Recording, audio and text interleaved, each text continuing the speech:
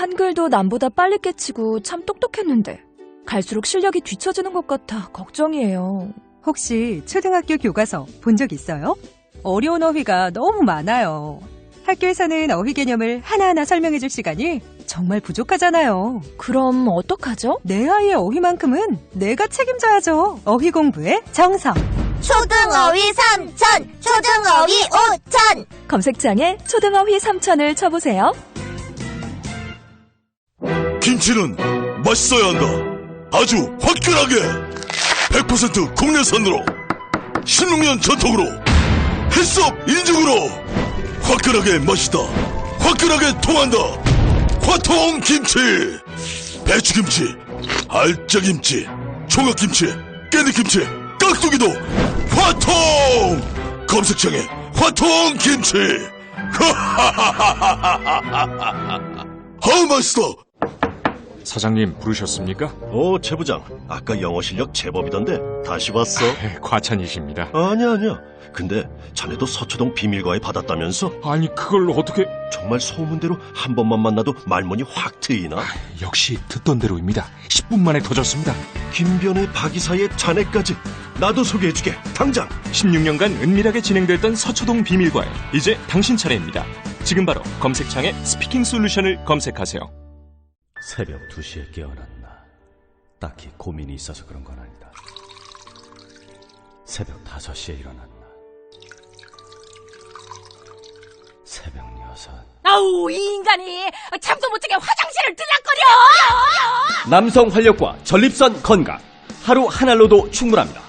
소팔메토, 옥타코사놀, 아연, 비타민 A, D, E까지 하루 영양 기준치 100%를 꽉 채운 메가셀 남자의 활력.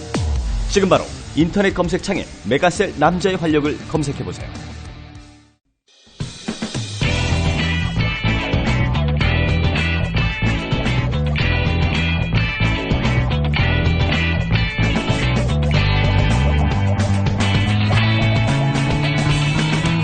김어준의 뉴스 공장.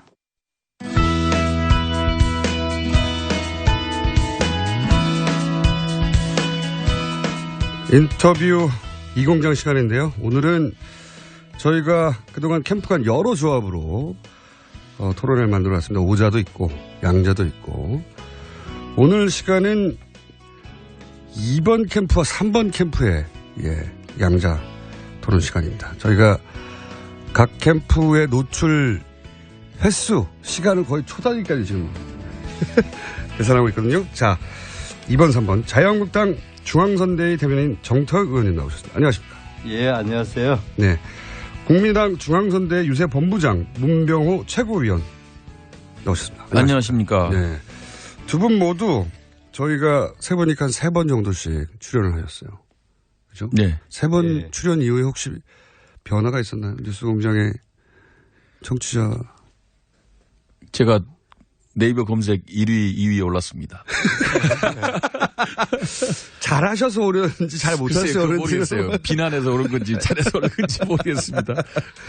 자, 문명호 의원님은, 정태호 의원님은?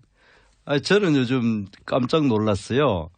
저는 이제 중앙에서 이제 대변인 활동하고 지역에 오후에 가가 활동을 하는데 한 번은 대구에서. 예, 네, 대구에서. 한 번은 내 자주 가는 병원에 방사선사가 평소 내 자주 보는데도 소 다 보듯이 하는데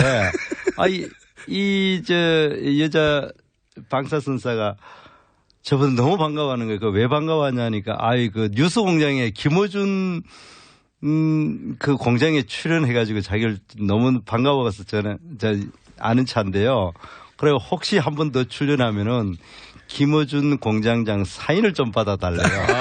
그래가 이 보수의 심장이 되고 그것도 내 지역구에서 이래 좌파 언론인을 이래 좋아하는 사람 생각가 야 이번 선거 쉽진 않구나 하는 걸 내가 다시 한번 그래가 근데 그 이야기했어요. 내 사인은 내가 김어준 공장장 받아줄 테니까 투표는 홍준표 해라. 그러니까 생각해보고 하겠다 그러더라고요. 네. 사인이 아니고 사인이요. 네, 사인. 그러면은 자유한국당 다른 의원님들을 저희가 뉴스공장에 초대할 때 맞고 본인이 직접 나오실 앞으로 계획이신가요? 글쎄요. 그러니까 나는 이게 손이 좌파 이 언론인이 진행하고 이게 좌파 젊은이들을 봐가지고 별로 안 좋아하는데 이게 앞으로 열심히 나와야 이게 될 것 같아요. 아닙니다. 진보 보수를 막론하고 굉장히 많이 듣습니다, 저희가. 그렇습니까? 압도적으로 많이 듣는다. 잘해주세요, 그러니까. 그리고 여러 네이버 검색 1, 2위 하신 지 오래됐지 않습니까? 제가 몇 번 했는데 오래간만에 했습니다. 탈당할 때 한 번 하고. 탈당할 때 한 번 하고. 23표 차로 질 때 한 번 하고. 엄청나게 큰 사건 때만 한 번 하셨는데. 예. 자, 그러면 두 분은 언론에서 1강 2중 이야기 이렇게 표현하기 시작했습니다. 부인하고 싶으시겠지만 신양강이라고 표현하고 싶으시겠지만 혹은 여전히 2강이라고 표현하고 싶으시겠지만 우선 판세를 어떻게 분석하고 있는지 각자 분석을 해 주십시오. 이부부터 하죠. 뭐. 네. 지금 이제까지 저는 이제 전체적인 큰 틀에서 우리나라가 역대 대선이 마지막에 가서는 양강구도로 가는 그런 경향이 상당히 있고 그것이 보역 구도로 됐든 진보대 좌파든 뭐 이렇게 이제 양강구도로 갔을 때 지금 이제 보수를 지지해 오던 기본적인 성향을 가진 분들이 반기문 총장에서 황교안 총리 그다음 이제 안철수 후보님으로 갔다가 이것이 다시 이제 홍준표 후보로 지금 몰리는 과정이다. 그래서 지금 현재로서는 여론조사가 뭐 2위, 3위를 지금 하고 있습니다만 계속 올라가 가지고 결국에서는 양강 구도를 형성해 가지고 근소한 표 차이로 승패가 갈리는 그런 구도로 갈 거다. 저희들은 그렇게 실제 전망하고 있습니다. 과거 선거에서는 늘 여야 대결 프레임, 진보 보수 대결 프레임이었어요. 이번은 여야 대결 프레임이 많이 무너졌죠. 근데 저는 이번 대선을 진보 보수 프레임 관점에서 보는 것이 아니고 새로운 정치와 낡은 정치의 프레임으로 봅니다. 그래서 낡은 정치의 대표자인 문재인 후보와 새로운 정치의 대표자인 안철수 후보의 양강 구도다 그렇게 보고 있고요. 사실 이번에 구도로 봐서는 안철수 후보가 질려야 질 수 없는 구도였다고 봅니다. 그런 새로운 정치, 낡은 정치의 구도에다가 진보 보수 프레임에서도 이제 보수표가 많이 안철수 후보를 지지하는 경향이 있었기 때문에 상당히 좋은 구도였는데 뭐 지금도 저는 그 구도는 살아있다고 봐요. 마지막에 아마 그 구도가 다시 힘을 발휘할 거다 그렇게 보고 있습니다. 마지막에 발휘할 거라는 말씀은 지금은 이제 아무래도 이제 바닥 민심은 저는 문재인 후보가 오차 범위에 있다고 봅니다. 그렇기 때문에 마지막에 아마 이제 문재인 후보 되는 것은 막아야 된다. 그런 이제 보수 성향 유권자들의 표의 결집으로 안철수 후보 쪽으로 모이지 않겠는가. 왜냐하면 홍준표 후보 쪽으로 모여갖고는 어렵다 하고 대들 다들 보시기 때문에 그렇게 되지 않을까 예상하고 있습니다. 그런데 이제 보역 구도라든지 이것이 제대로 이번에는 많이 안 될 거다. 특히 미국 트럼프도 특이하게 됐고 그다음에 이번 프랑스 대통령도 기존 정치 세력 아닌 사람이 됐다면 그렇게 이야기하지만 그러나 실제로 저희들이 지역 유세를 가보면 바닥 민심을 알거든요. 바닥 민심에 보면은 확실히 두 가지 경향이 확실히 있습니다. 이 보수 그러니까 문재인 후보로 안 돼야 된다. 그러기 위해서 이제 안철수 후보를 지지해야 된다. 그런 분위기가 있다가 지금은 그래도 역시 보수는 홍준표로 가야 된다라는 것을 정말 눈으로 확인할 수 있고 그런 분위기를 여실히 느끼고 있기 때문에 이번에도 그런 경향이 이제 보역 구도 내지 그런 구도로 가는 경향이 있고 그다음 또 안철수 후보께서 여러 가지 정말 상당히 중립적이고 온건한 노선을 많이 내세웠지만은 그러나 아직 국민들한테는 그것이 그렇게 가슴에 와닿지는 않는 것 같은 느낌입니다. 저는 객관적으로 이야기를 해가 역시 그래도 화끈하게 보수 쪽이냐 아니면은 진보 내지 친북 쪽이냐 이거에 대해서 이 사람들이 많이 의견이 갈려가지고 우리 국가를 위해서는 온건한 중도가 이렇게 많이 올라가는 게 좋을지는 모르지만 이번 선거에서는 아직 그런 구도로는 안 가는 경향이 있지 않느냐 이런 생각을 굉장히 합니다. 주관적인 분석입니다. 아, 그렇습니까? 근데 그 흐름은 그러니까 이제 안철수 후보가 치고 올라가고 상승하는 흐름에서 이제 보수 성향 유권자분들께서 홍준표 후보가 그래도 우리 적자 아니냐, 우리 편 아니냐 이렇게 가다가 역시 또 마지막 3일 남겨놓고는 다시 또 역시 그래도 이번에 문재인 후보 당선을 저지하고 뭔가 좀 새로운 나라를 만들기 위해서는 안철수 후보가 그래도 돼야 된다. 그런 흐름으로 바뀔 것 같다. 그런 느낌입니다. 예.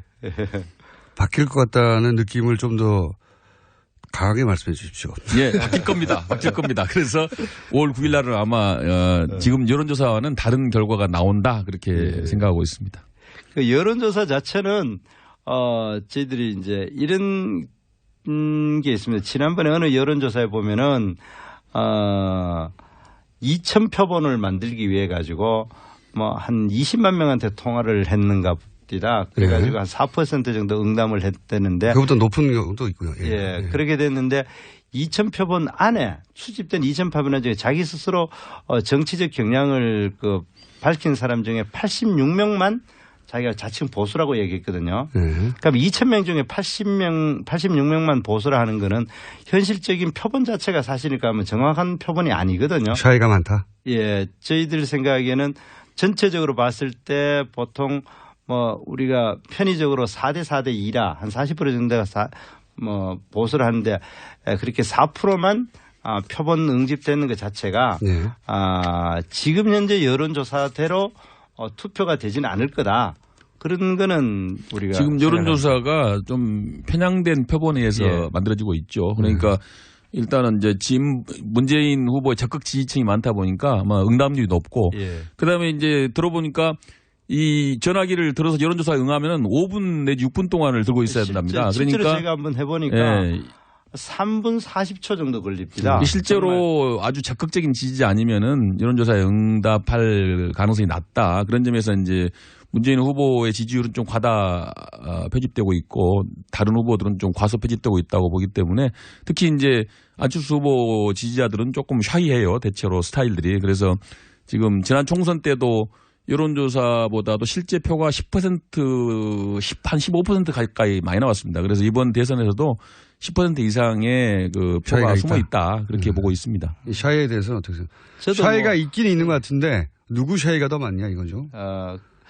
물론 이제 지난 총선 때는 이제 그런 경향이 있는데 그래도 저희들 생각하기에는 지난 보궐선거 때 보면 실제로 저희들이 그때 자유한국당의 평균 지지율이 한 7% 됐는데 실제 그 결과에서는 37% 얻었거든요. 물론 이제 그 보궐선거하고 대통령 선거하고 이 투표율 차이가 워낙 나기 때문에 단순 비교는 할 수 없습니다만은 실제로 투표가 되면은 저희 자유한국당 홍준표 후보도 굉장히 표가 많이 나올 거다. 샤이 홍준표가 많다. 네. 예, 그렇게 생각을 합니다. 그 빅데이터 상에서의 그 조사 추이도 보니까 그렇게 큰 차이가 안 벌어지고 있습니다. 그래서 빅데이터 상의 데이터라는 건 이제 뭐 구글 검색 같은 데서 안철수 후보의 검색량이 문재인 후보에 못지않다 이런 얘기죠. 그리고 이제 여론조사 추세를 보더라도 지금 이제 본선거에 들어오고 토론회를 거치면서 문재인 후보에 대한 지지도가 떨어졌어요. 오른 게 아니고 지금은 30% 후반 정도 형성돼 있는데 결국은 약간 과다 표집돼 있다고 그러면 35% 전후 정도 현재 지지도가 아닌가 현재 보고 실제로는 있고요. 문재인 후보가 35%다. 그러면 나머지 65%가 반문표인데 이제 그 표가 결집이 되느냐 마느냐 이거에 따라서 저는 승표가 결정된다고 보는데요. 그것이 이제 홍준표 후보로 가느냐 안철수 후보로 가느냐 이건데 되게 근데 홍준표 후보가 당선되기는 어렵다고 보지 않습니까? 대체로. 그래서 그 문재인, 안철수 후보 쪽으로 결국은 막판에 결집될 거다. 그렇게. 두 분이 너무 친하게 지내셔가지고 지금. 또 이제 사실은, 이런 이야기 하지 말래 그랬는데, 안철수 후보가 선전하기를 되게 기대하고 있거든요. 특히 전라도 지역에, 호남 지역에서 선전을 해주고, 그래서 저희들이 이번에 그 호남 지역의 투표율이 높은 걸 보고 되게 기쁘셨습니까? 하고 싶어 하죠. 하고. 홍준표 후보가 출마하신 목적이 이제 보수의 그 가치를 지키고 이제 문재인 당선을 저지하겠다 그런 목표를 가지고 계시는데 그렇게 하는 방법이 딱 하나 있어요. 사퇴하시는 거. 사퇴하시면 구국의 결단으로 사퇴하시면은 그러면 그 다 목표가 달성이 됩니다. 예, 그러니까 국민의당이 항상 뭐 미래를 이야기하고 희망 섞인 이야기를 많이 하는데 이것도 희망 섞인 이야기를 이렇게 현실적이지 않는 이야기를 자꾸 하시고 계시는데. 네, 점점 분위기가 나빠지고 있는 게 마음에 듭니다. 초반에 너무 험하셔가지고 이 사전투표 얘기 나와서 잠깐 제가 말씀드리고 싶은 건데 제가 어제 하루 종일 그 투표 용지에 여백이 있다 없다 가지고 논란이 있었어요. 예. 예. 그거 들어보셨죠? 저는 아직 사전투표 안 했습니다. 아, 안 하셔서 잘 모르시고.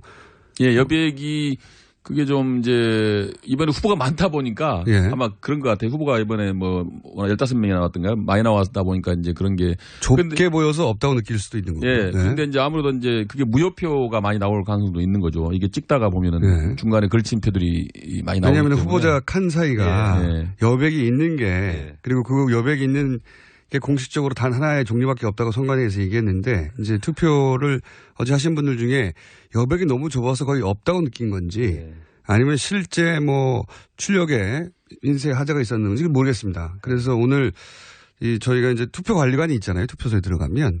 그래서 혹시 여백이 없을 경우에 투표 관리관에게 얘기하고 사진을 찍어서 투표 관리관이 그 용지가 하자가 있을 때는 그 하자가 확인되면 다시 재출력할 수 있거든요. 예. 사진도 찍을 수 있고. 그래서 그걸 널리 알리고 있는 중인데. 예. 자유한국당은 거기까지 신경 안 쓰시나 보죠? 아직은 어제 저도 그 당사에 갔었는데 그런 이야기는 아직 못 들었습니다. 자유한국당 지지자 아직 사전투표를 너무 안 한 거 아닙니까 혹시?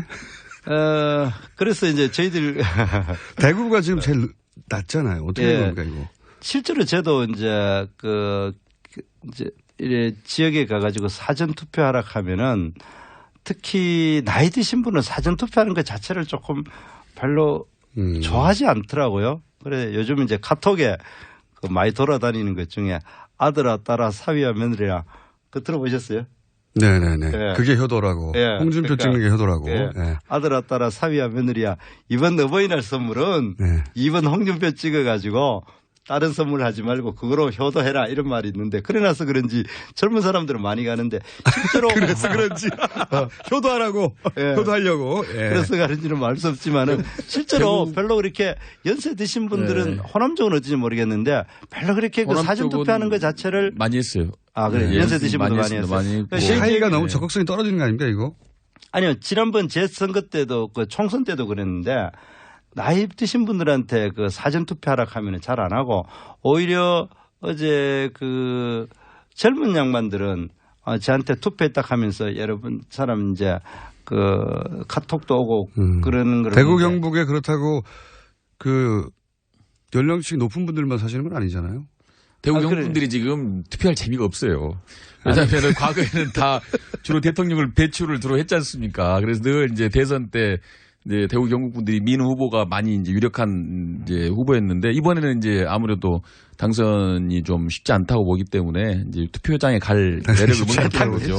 근데 지금 고민하고 있습니다. 안철수 후보를 찍을까 홍준표 후보를 찍을까 고민하고 있는데 마지막 3일은 역시 그래도 분위기 선거란 게 늘 보면 이제 뭔가 이제 그 바람이 있거든요. 바람이. 그래서 안철수 바람이 불 거다. 그래서 막판 바람이 뭘로 불게 됩니까? 결국은 이제 문재인 당선을 막아야 된다. 그리고 새로운 대한민국 만들어야 한다. 이런 바람이 불 걸로 봅니다. 근데 실제 대구에서는 이 홍준표 바람 정말 세게 불어요. 저기 사실은 한 2주 전에 이제 선거 첫 시작할 때만 해도 저희들이 이제 제가 선거운동 하러 가면은 아이고 그 2번 지지하다가 그래 문재인 되면 어떡하느냐 그런 말이 많았는데 지금은 그런 이야기 하는 사람 정말 거의 없어졌어요. 그리고 그때는 뭐 되도록 해야 되지 않느냐 홍준표 후보가 돼야 되지 않느냐 그런 이야기를 많이 하니까 뭐 우리 문병호 의원님 최고위원님께서 그런 기대, 희망. 내일부터 또 그 바람 불 겁니다. 내일부터. 기대, 희망 이런 걸 이야기했는데 사실. 후보가 뭐 우리 편이긴 한데 이번에는 좀 뭐 이해해라 그렇게 될 겁니다. 싸움도 너무 부드럽게 하셔가지고 다음엔 못 모시겠습니다. 자, 근데 대한민국의 이제 문제는 대한민국의 대구하고 광주만 있는 게 아니란 말이죠. 네. 다른 지역의 판세는 어떻게들 판단하십니까? 자꾸 이제 계속 호남 얘기하고 TK 얘기만 하는데 다른 지역도 잘 나가고 계신가요? 근데 지금 저희들 입장에는 대구 경북에다가 부산 경남은 실제로 저희들 생각이니까 이제 뭐 실제 얼마나 객관적인지는 잘 모르겠는데 부산 경남 울산 이쪽 지역의 PK 지역이 또 홍준표 분위기가 굉장히 뜨겁게 달아오른다고 저희들이 생각을 합니다. 그래서 지금 이제 이게 마지막에 가가지고 수도권으로 얼마나 이제 그 바람이 많이 올라오느냐 그것이 지금 관건인데 실제로 저희들은 그래 관건입니다. 저희들 생각에는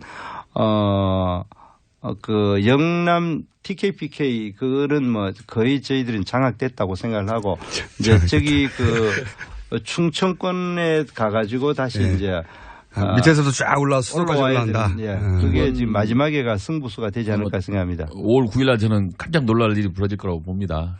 표피적인 것과 달리 이 바닥 민심은 이 기성 정치에 대한 심판의 에너지가 굉장히 축적돼 있어요. 그게 좀 표출될 거라고 보는데 결국은 미국 대통령 선거에 뭐 힐러리 낙선이나 또 이번 프랑스 선거에서의 마크롱의 1위 이런 것들이 다 이제 그런 전 세계적인 현상이라고 봐요. 기성정치, 낡은 정치에 대한 심판, 끝장내자 이런 거. 우리나라도 굉장히 그 에너지가 강합니다. 그래서 결국 저는 그동안에 쭉 그런 관점에서 이 분석을 해왔는데 왜 안철수 후보가 지지도가 높아지고 지금 유력 후보가 됐느냐. 결국은 새로운 정치, 기성정치나 심판 이 에너지 말고는 설명이 안 됩니다. 그래서 저는 뭐 마지막에는 결국 그런 에너지가 극적으로 표출될 거다. 그래서 모든 언론사가 다 뒤집어지는 그런 결과가 나올 걸로 봅니다. 제가 우리 문병호 최고위원님 보면은 안철수 후보는 계속 미래를 이야기하는데 우리 문병호 의원님은 한 2주 전 과거를 자꾸 이야기하시는 것 같아요. 아니죠. 그게 이제 미래죠. 5월 9일 날 벌어질 미래를 얘기하는 겁니다. 자, 좀 더 싸워주시고요. 자, 이 문제로 두 분이 전선을 만들 수 있을 것 같은데 바른정당의 탈당 사태는 결국 누구에게 유리하다? 예. 안철수 후보에 유리하죠. 왜 그렇습니까? 그러니까 바른정당 탈당 사태가 이제 어찌 보면은 그 국민들이 기성 정치를 불신하는 그 민낯을 그대로 보여준 거예요. 그러니까 정치라는 것이 그 정말 국민을 위하고 국가를 위해서 정치를 하고 어떤 가치를 위해서 정치를 해야 되는데 결국은 이제 자기의 어떤 당선, 자기의 사적 이해관계에 따라서 정치를 한다. 이게 이제 국민들이 기성 정치를 불신하는 거거든요. 그런 것들이 좀 잠복돼 있다. 이번에 바른정당 의원들이 이제 자유한국당으로 가는 게 그런 기성 정치의 잘못된 민낯이 그대로 이제 드러난 거죠. 그래서 이제 다시 전선이 낡은 정치 심판의 전선으로 이동하고 있다. 그래서 그 혜택을 안철수 후보가 볼 거다 그렇게 예상하고 있습니다. 또 기대서 긴전망을 저래. 그런데 실제로 봤을 때 아마 그분들이 뭐 개인적으로 소신도 있었고 그렇겠지만은 그래도 이번 대선에서 가능성을 자유한국당에 있기 때문에 자유한국당에 입당하려고 했는 거 아닌가. 그런 생각을 합니다. 사실 그 이전에는 바른정당에서 안철수 후보와 후보 단일화를 촉구하는 목소리가 있었었거든요. 거의 한 2주 전쯤만. 그러다가 이번에는 다시 자유한국당으로 복당하는 쪽으로 이제 이래 규류가 바뀌는 것 자체가 그분들 생각에 큰 틀에서는 자유한국당으로 가는 것이 맞다. 이렇게 생각을 했는 것 같습니다. 그 말 자체가 대세가 자유한국당 쪽으로 온다고 생각했을 가능성이 높다고 저는 생각을 합니다. 바른정당 탈당이 매끈하게 처리됐으면 모르겠는데 지금 이제 이게 잡음이 있잖아요. 이게 제가 궁금한 것은 이 잡음이 어떤 효과를 낼 것이냐. 문병호 최고위원님은 이제 잡음 때문에 역시 기존 정치가 식상하고 뭐 이렇게 말씀하신 건데. 국회의원들이 가는 방향과 반대로 가는 게 답입니다. 이 잡음 때문에 효과를 만끽하지 못하고 있는 건 사실 아닙니까? 사실 그 잡음 자체는 뭐 그렇게 우리 자유한국당 입장에서는 그렇게 바람직하지는 않다고 생각하는데 그것이 큰 대세에 영향을 있을까 그렇게 약간 자신 없는 목소리로. 예. 아니요 실제로 실제로 지금 홍준표 후보의 상승세가 그것 때문에 좀 꺾이고 있다 그런 분석도 있어요. 어떻게 생각하세요 그 부분에 대해서는? 글쎄 뭘 근거로 이야기하신지는 잘 모르겠는데 명분 싸움에서 이제 그게 밀리는 거죠. 예, 그 국민의당이 희망이 걸 것이 그밖에 없는지는 잘 모르겠는데. 그래요. 네. 저희가 이제 이 양자 토론을 이제 많이 해봤는데 이렇게 화기애애한 경우는 처음이고 네. 두 분이 같은 당인 같은 느낌도 좀 들고 이러시면 안 됩니다. 원래 문병호 의원님을 제가 인천의 기획관리실장으로 인천시 기획관리장 할 때 또 잘 모셨고 항상 이래 서로 공격을 못하는 것 같습니다. 아, 저희가 잘못 모셨네요. 네, 두 분이 원래 서로 잘 아시는 사이였고 오래전부터. 아, 참. 제가 많이 존경하고 또 서로 존경은 스튜디오 밖에서만 하시고요. 스튜디오 안에서는 치열하게 맞서 주셔야 되는데 저희가 지금 치열하게 맞서고 있지 않나요? 아니 다른 저희 코너 이 양자 구도의 이 토론회 하고 비교해 보자면 두 분이 거의 손잡고 계신 거예요.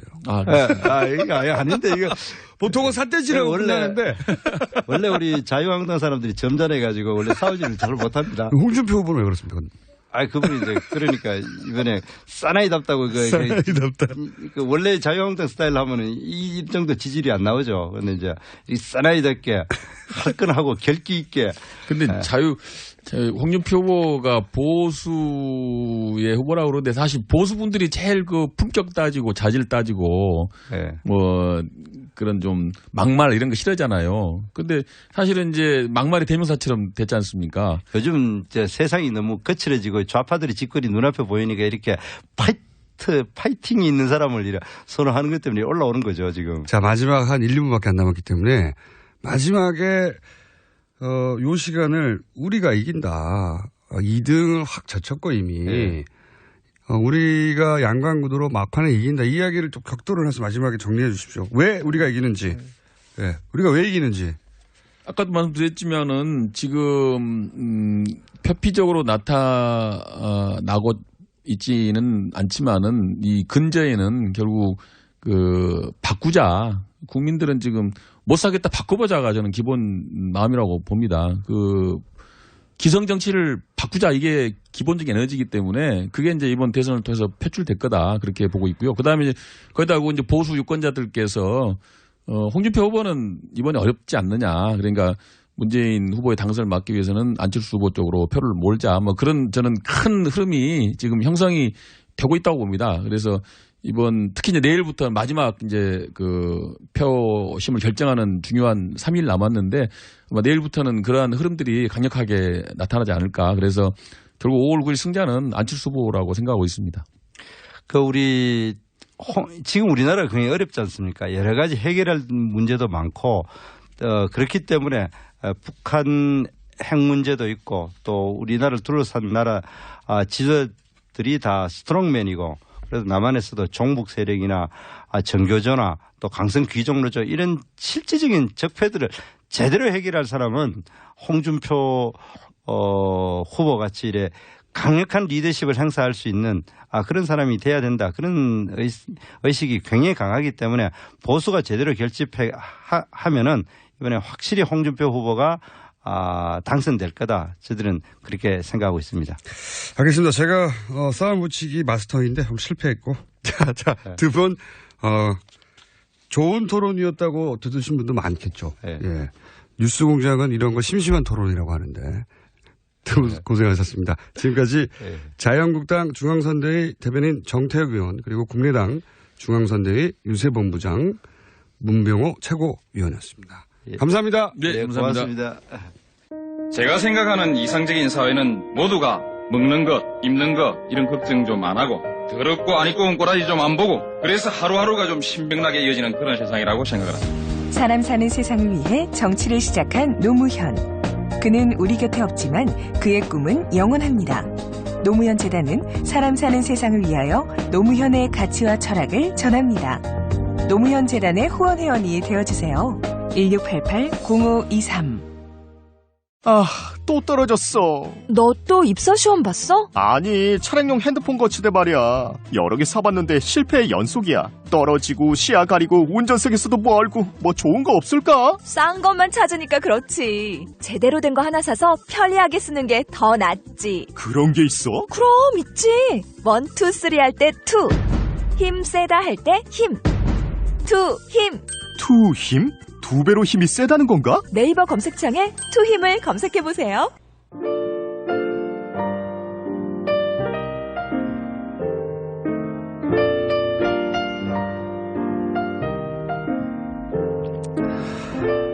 사전투표 하신 분들이 많아서 그런지 사전투표 관련한 문자들이 많이 오고 있습니다. 불친절한 AS. 사전투표 했는데 여백이 없었어요 하는 분들도 있고, 방송 듣고 사전투표 하고 왔는데 여백이 있었어요 하는 분도 있고, 아마도 대부분은 이제 그 기억에, 워낙 그 후보가 많아서 칸이 좁아서 기억의 문제일 것 같긴 합니다만, 근데 이제 계속 불안하신 분들도 많고 해서 투표용지에 관한 저희한테도 문자가 많이 하고 각종 커뮤니티에도 이 주장이 많고 포털에도 투표용지 검색가 계속 뜨고 있는데, 또 이런 문자도 왔어요. 상암동 주민센터에서 기표소 들어가기 전에 사진을 찍으려고 하니까 화를 내면서 못 찍게 막았어요. 안 됩니까? 이건 저희가 중앙선관위에 어제 직접 문의를 했었습니다. 기표소 내 촬영은 금지되어 있고, 기표하기 전 기표소 밖에서 아무것도 표시되지 않은 투표용지를 촬영하는 건 금지 규정이 없다. 네. 금지 규정이 없답니다. 찍을 수도 있는데, 근데 이제 각 지역 투표소, 투표 관리관들이 다 모를 수도 있어요. 그럼 그때마다 문의를 해야 하니까 복잡해질 수는 있죠. 그러니까 일부러 찍지 마시고, 오늘 문제가 되고 있는 그 여백이 있냐 없냐는 확인하시고, 여백이 만약에 없으면 모든 투표소에 투표 관리관이 있습니다. 투표 관리관이 그 투표소를 책임지는 사람이에요. 투표 관리관에게 여백이 없다 확인을 받고 혹여라도 그런 경우가 있으면 그 경우에는 사진을 찍을 수 있습니다. 네, 참관인도 찍을 수 있고 그 투표 당사자도 찍을 수가 있어요. 사진을 찍어서 저희 게시판이나 혹은 본인의 SNS나 혹은 커뮤니티에 올려주실 때 뉴스공장이라고 말머리를 달아주시면 저희가 확인해서 한 장이라도 있을 경우에는 확인이 되면 선관위에 공식적으로 문의를 해서 어떻게 할지 알려드리겠고, 각 캠프에도 아마도 캠프에서 대책이 나올 겁니다. 네. 그렇지만 그렇다 하더라도, 혹여라도 그렇다 하더라도 도장이 찍혀 있고 아래 위로 직이 2개 찍혀 있으면 무효표가 안 되니까 걱정하지 마시고 사전투표를 하시되 여백 부분을 한번 확인해 보시라는 거, 그리고 그렇게 확인이 되면 사진을 꼭 찍어서 제보해 달라는 말씀드립니다. 여기까지 하겠습니다.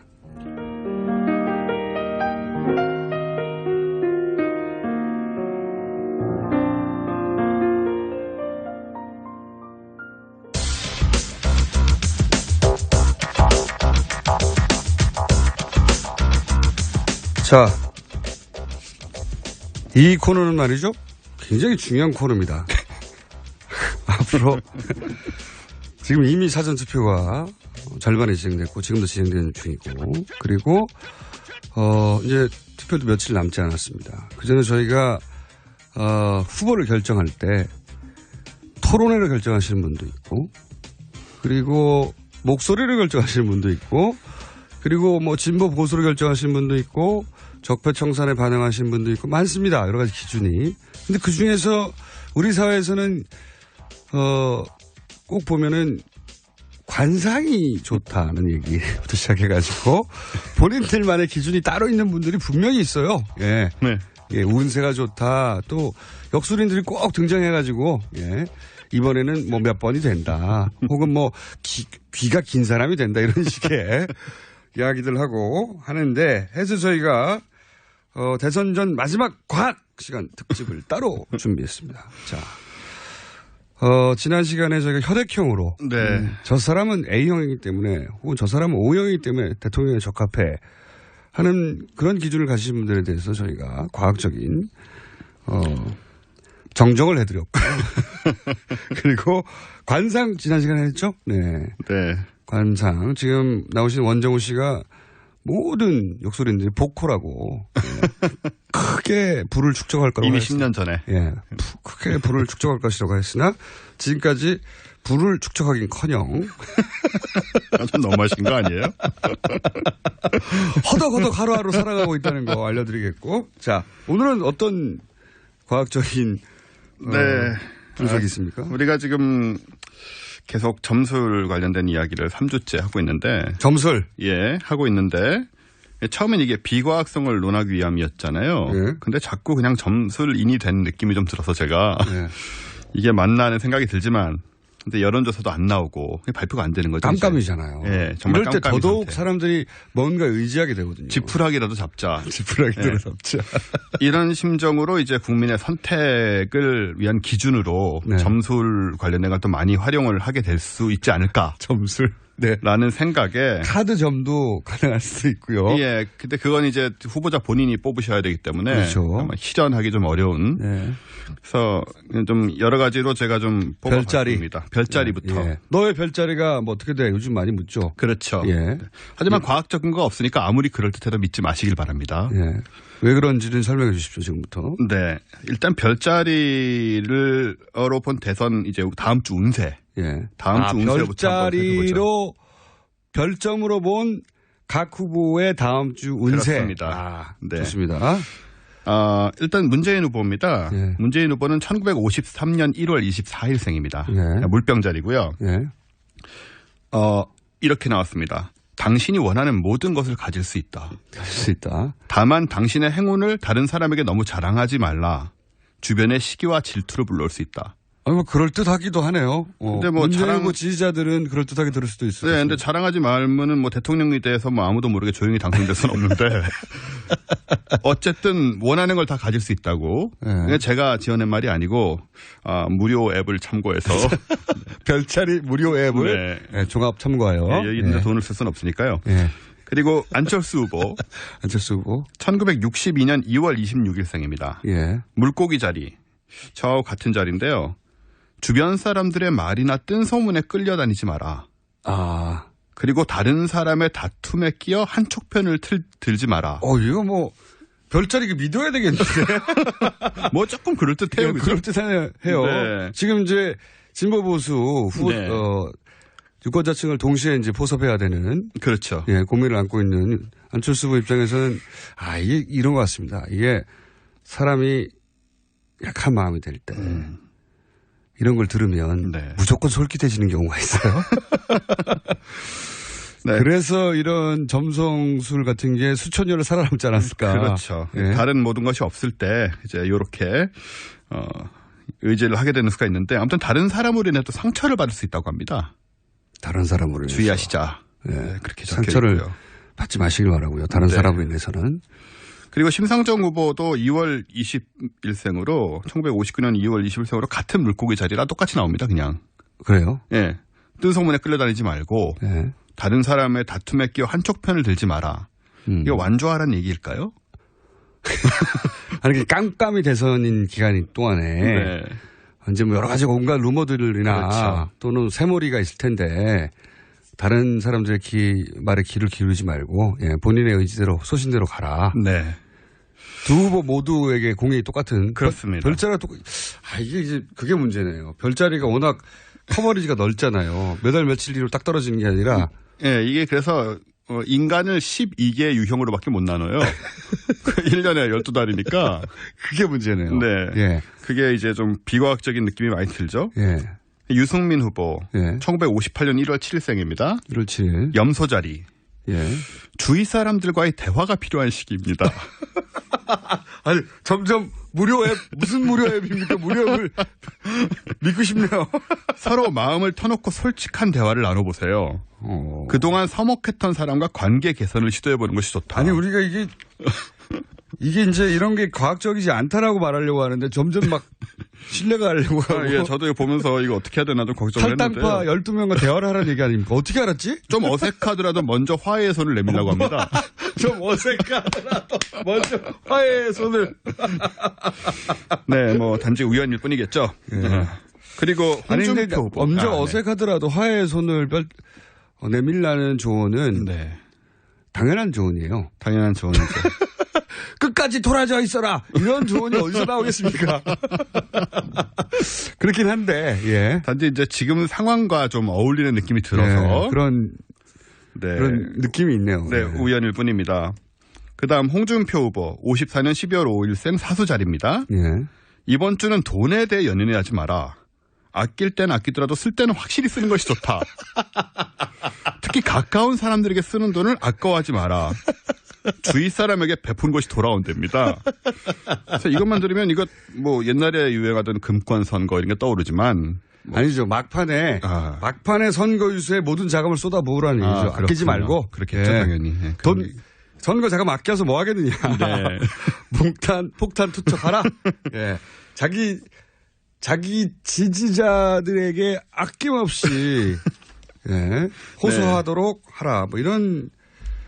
네, 주위 사람에게 베푼 것이 돌아온다는데 언젠가 돌아온다고 합니다. 그래서 이게 금방 돌아오는 결과인지는 알 수 없고요.